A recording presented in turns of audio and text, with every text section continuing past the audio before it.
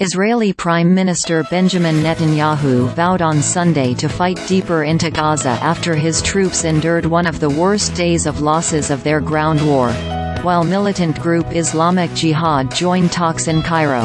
A sign diplomacy was still alive. The arrival of a delegation in Cairo headed by Islamic Jihad's exiled leader Ziad al-Nakhlala followed talks attended by Hamas chief Ismail Haniyeh in recent days. Islamic Jihad, while smaller than Hamas, is also holding hostages in Gaza.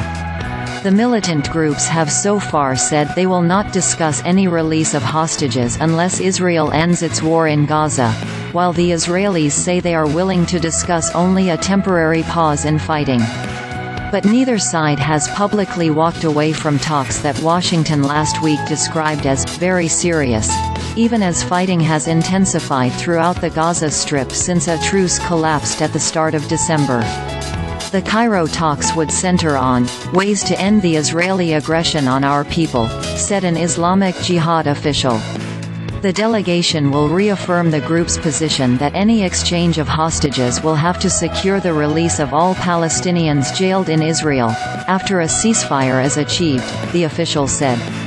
Hamas and Islamic Jihad, both sworn to Israel's destruction, are still believed to be holding more than 100 hostages from among 240 they captured during their October 7 rampage through Israeli towns, when they killed 1,200 people.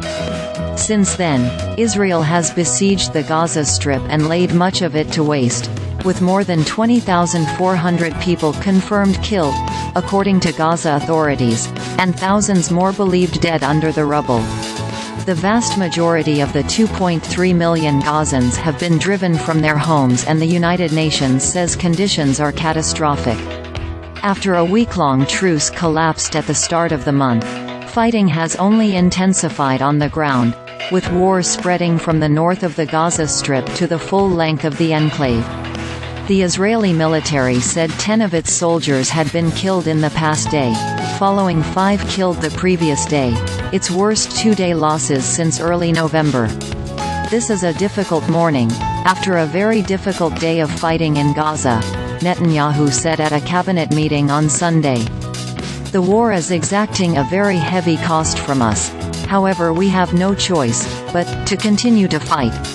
In a later video message, he said troops would fight on deeper into Gaza until total victory over Hamas, adding, "We are doing everything to safeguard the lives of our warriors." Israel has been under intensifying pressure in recent weeks from its closest ally the United States to scale down its military campaign and reduce civilian deaths. On Friday, Washington withheld its veto for the first time from a UN Security Council resolution on the war, allowing the resolution to pass after language calling for an immediate halt to hostilities was watered down.